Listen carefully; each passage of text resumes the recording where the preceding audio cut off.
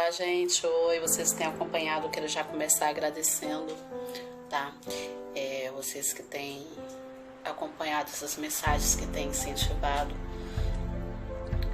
E desde já eu quero agradecer cada um de vocês.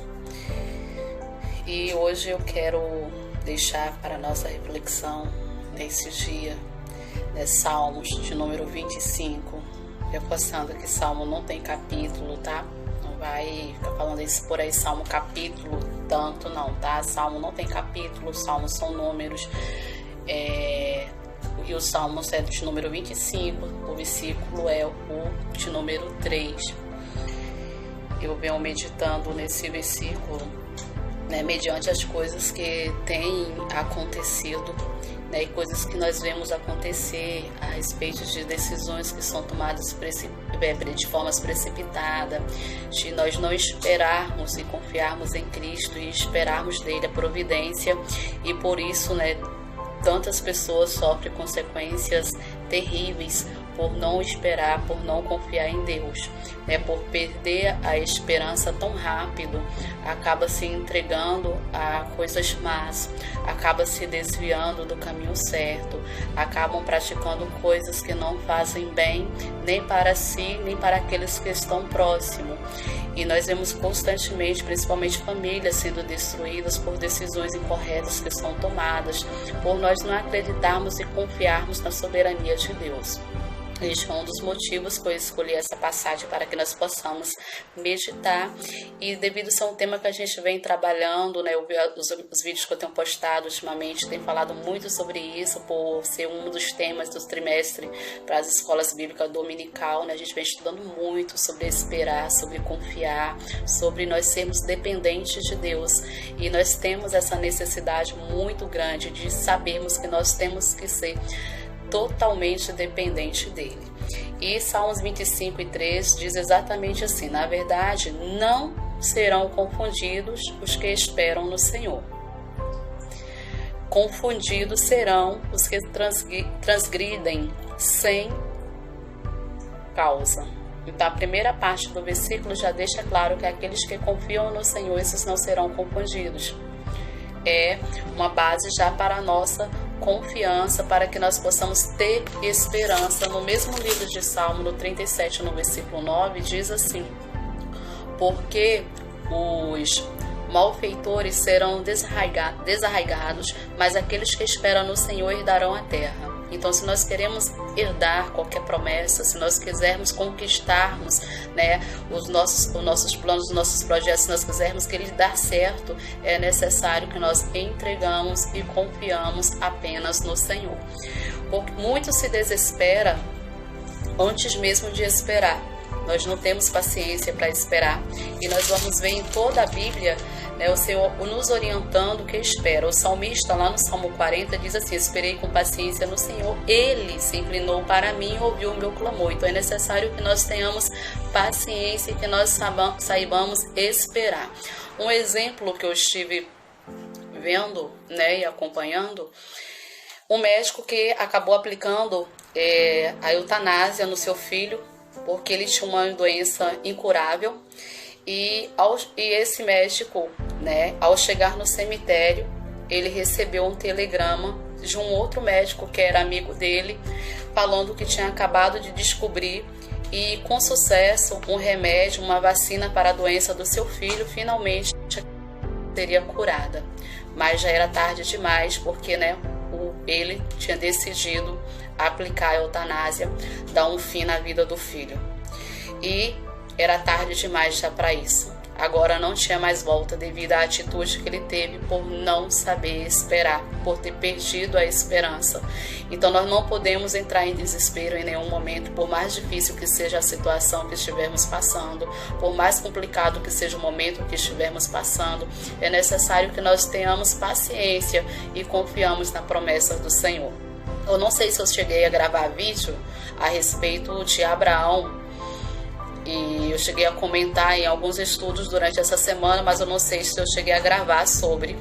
Mas eu falei, se eu tiver repetido, alguém tiver visto, eu vou voltar a repetir, porque é uma das promessas que foram feitas e que serve para nós como exemplo Nós vimos que Abraão foi feita uma promessa na vida dele quando ele tinha 75 anos de idade, já velho, né? Sua esposa, Sara, era estéril. E o Senhor manda ele sair do meio da sua parentela e promete para ele que ele seria pai de uma grande nação. Como ser pai de uma grande nação, já nessa altura do campeonato, com 75 anos, já velho, cansado, já querendo se aposentar, sossegar, e de repente o Senhor faz essa promessa para ele. E ainda por cima uma esposa estéril. Como que isso seria possível, ser pai de uma grande nação? Porém, quem estava mandando ele fazer, né, tal coisa e fazendo a promessa para ele é o Deus do impossível. Então Abraão tem 75 anos e o Senhor promete para ele, né, filho. Sara, por sua vez, se precipita. 11 anos após a promessa, o que Sara faz? Dá Agar para que se deita com Abraão. E daí então nasce Ismael. Só que Ismael não era o filho da promessa. Sara não soube esperar. E esse filho, fora do casamento, né, com a serva que Abraão tem, esse filho, vai trazer problemas maiores para Sara, porque ela se sente rejeitada, se sente desprezada pelo seu marido. E Ismael acaba pagando o preço por Sara ter precipitado também. Ela não soube esperar. Depois passa-se apenas mais 4 anos. Aí nasce o filho da promessa, que é Isaac. Ou seja, passou-se 11 anos, precipitou, né, nasceu Ismael. 4 anos depois nasceu o filho da promessa. Se tivesse espera, quem esperou 11 poderia muito bem esperar mais 4 anos. Porém, ela não esperou, não confiou na promessa do Senhor. E é necessário que nós tenhamos paciência, porque a Bíblia diz bem claro, quando Deus age, ninguém pode impedir. A gente vai ver isso se repetir na vida de Ana, que também no estéril, ela continuava ali insistindo, rogando e pedindo um filho a Deus, e nasceu Samuel, conforme, né, o Senhor havia prometido. Então é necessário que nós saibamos esperar para que nós não venhamos tomar decisões precipitadas nas nossas vidas. Quantas pessoas estão se afastando de Cristo? Quantas pessoas que estavam servindo a Cristo fielmente, de repente resolveram parar a caminhada, né? Resolveram retroceder. E não é tempo de nós retrocedermos, é tempo de nós engajarmos mais ainda na obra, é tempo de nós buscarmos mais a Deus, porque a Bíblia diz que por se multiplicar a iniquidade, o amor de muitos esfriariam, e a consequência disso nós vemos, né? As pessoas estão envolvidas naquilo que o maligno oferece, naquilo que o mundo oferece. Parece ser coisas boas, mas são coisas materiais, são coisas passageiras, né? Tudo passa, riquezas, os bens terrenos, tudo isso passa, mas a nossa morada celestial não, e nós precisamos conquistá-la e lutar por ela a cada dia. Mas para que nós tenhamos força para conquistar as promessas, é necessário que nós temos, né, nossa base fixadas em Cristo, edificar, né, edificado na rocha, não em areia. Nós vamos ver várias pessoas, várias figuras importantes na Bíblia que passaram por momentos difíceis, mas que esperaram em Deus, né, confiaram nas promessas e manteram-se firmes, né? Muitos deles em algum momento, né, cometeram erros, mas eles reconheceram a soberania de Deus ainda em tempo e voltaram-se para Cristo. A gente vai ver o caso de Davi, quando acaba caindo em pecado, porque estava muito ansioso. A Bíblia diz que Davi tinha voltado de uma palácio e vê Betseba, né, do seu palácio tomando banho. Ele se interessa por Betseba, manda trazer Betseba. Betseba era casada, ele tem um caso com Betseba, comete adultério. Depois Davi vai armar para que o marido dela morre em uma guerra, né? E ali então eles têm um filho. Esse filho vai nascer morto por causa do pecado de Davi. Porém, Davi vai se arrepender desse pecado que ele cometeu. Ele se rasga perante o Senhor. O Senhor então escuta o clamor de Davi, e Davi assim então volta para Cristo novamente. Porque Davi é conhecido como um homem segundo o coração de Deus, porque ele fazia o querer de Deus. Quando ele estava errado, ele reconhecia o seu erro e voltava novamente para o Senhor. Então é necessário que nós façamos da mesma forma. Em Hebreus 10:36, né, nós vamos ver promessas do Senhor. Inclusive todo o livro de Hebreus vai encorajar, né, aqueles que servem a Deus a perseverar em sua fé, a não desistir, né, lutar, enfrentar as perseguições e prisões, mas ser fortes, né? Nós pensamos, né, e temos esses momentos que nós passamos como algo terrível, mas é uma forma que tem, né, de forjar o nosso caráter, de formar o nosso caráter, de gerar paciência. E é necessário que nós passamos, né, eu falei sobre isso essa semana, é necessário que nós passamos por certas coisas para que nós possamos aprender, né, através das provações, através das perseguições, nós aprendemos, nós crescemos, nós desenvolvemos, né, e fixamos raiz, né, porque cada momento desse que nós vivemos é um momento de aprendizado, e cada aprendizado desse vai tornar-nos mais fortes, experientes, para poder a gente conseguir suportar as próximas provações que vierem, né, como um processo escolar. A cada série que nós passamos, né, a cada matéria que nós passamos, que nós eliminamos, nós fazemos provas e tem uma média específica para nós passarmos. Se nós adquirirmos aquela média, nós passamos para o módulo seguinte, senão vamos parar e ter que refazer novamente.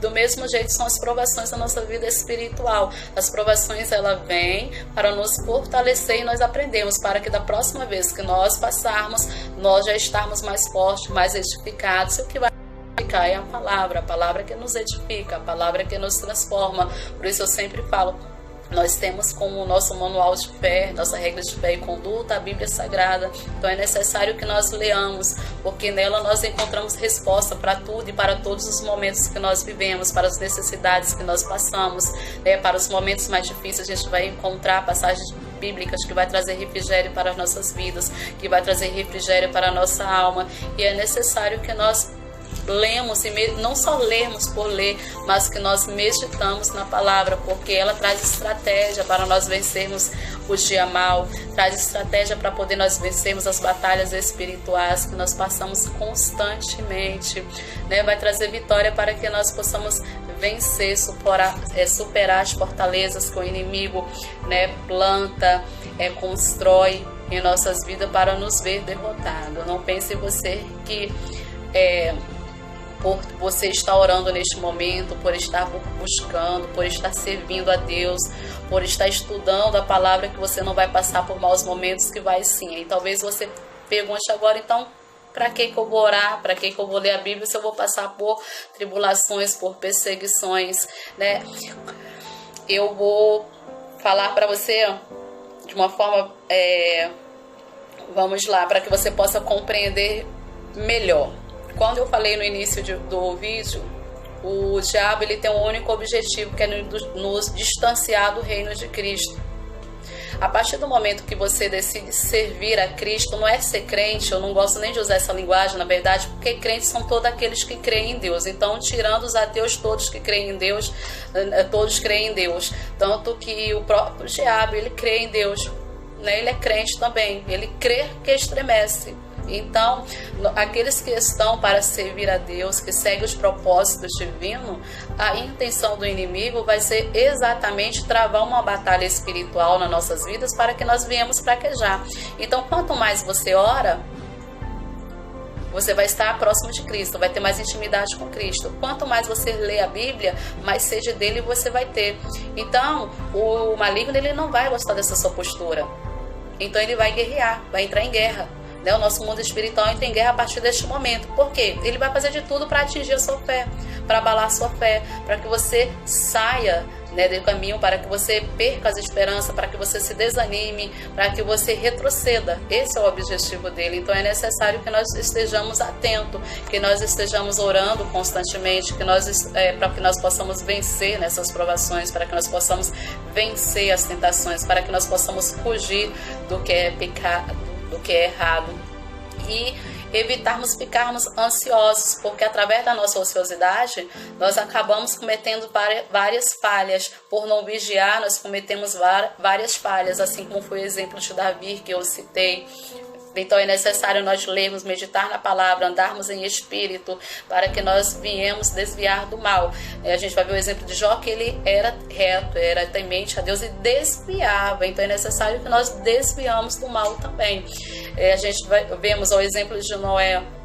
né, que ele acaba errando por causa de uma taça de vinho, ele acaba se embebedando e o seu filho vê a nudez dele e aquilo ali foi um motivo de grande constrangimento, né? O caso de Davi que eu citei, o caso de Judas, olha só, Judas ele andava com Cristo, teve toda a oportunidade de aproximar mais de Cristo, de servir, né, a Jesus, mas a cobiça, o olho grande, né, ele distanciava cada vez mais, estava com Cristo fisicamente, mas espiritualmente estava cada vez mais distante, porque a bolsa de dinheiro era a sua atração. Ele foi corrompido, né, por causa do dinheiro, a cobiça, sempre querer mais. E ele, tanto que ele traz Jesus também por 30 moedas de prata. E nem sequer teve um momento, né, quando eu falei outra vez aqui sobre as fortalezas que o diabo constrói em nossa mente. Essas fortalezas nos bloqueiam, né? Faz com que nós não tenhamos pensamento, não tenhamos raciocínio legal, a ponto de nós entendermos o que é certo, o que é errado, ou de voltarmos atrás naquela decisão errada que nós tomamos, como foi o caso de ele nem sequer se arrependeu, comete logo suicídio, né? Um outro ato que a Bíblia deixa bem clara, né, que os suicidas não herdarão o reino dos céus. Então, é formas que o inimigo trabalha, ele existe, ele é real, lógico, eu falei anteriormente, volto a repetir, nem tudo é o maligno, às vezes são coisas de nós mesmos, é a nossa própria carne, mas a maioria das coisas é o maligno, ou pessoas usadas pelo maligno para poder desestabilizar a nossa vida espiritual. Então é necessário que nós mantenhamos firme, que nós caminhamos firmemente, né, e que nós não esperamos receber da palavra apenas quando nós estivermos numa igreja, numa congregação, não esperarmos apenas que o pastor nos ensine a palavra, que o pastor nos doutrine, mas nós temos acesso à palavra, que nós possamos ler, buscarmos entendimento, porque a palavra ela transforma, a palavra ela nos renova. Vai ser uma luta para a gente conseguir lê-la, vai ser uma luta para poder conseguirmos meditar, assim como é uma luta, né, quando nós tentamos orar, tentamos buscar, acontece uma série de coisas para poder tirar a nossa concentração, mas é preciso que nós quebramos essas barreiras para que o nosso lado espiritual venha crescer e dessa forma nós sermos vitoriosos, que nós possamos meditar nessa palavra, guardarmos, né, em nosso coração e sabemos que a oração ela expressa total dependência de Deus. Quando nós estamos orando, nós estamos entregando para Deus nossas necessidades, nós estamos entregando para Deus nossos anseios, nossas dores, nós estamos confiando em alguém que pode resolver, que pode entrar com providência na nossa causa, que nós venhamos a meditar, né, na palavra, que nós venhamos buscar mais a Deus e não deixar que nada nem ninguém venha na nossa vida espiritual. Essa é a mensagem que eu deixo para a nossa meditação nessa tarde, que nós possamos buscar mais e que Papai do Céu possa abençoar cada uma de nossas vidas nessa tarde.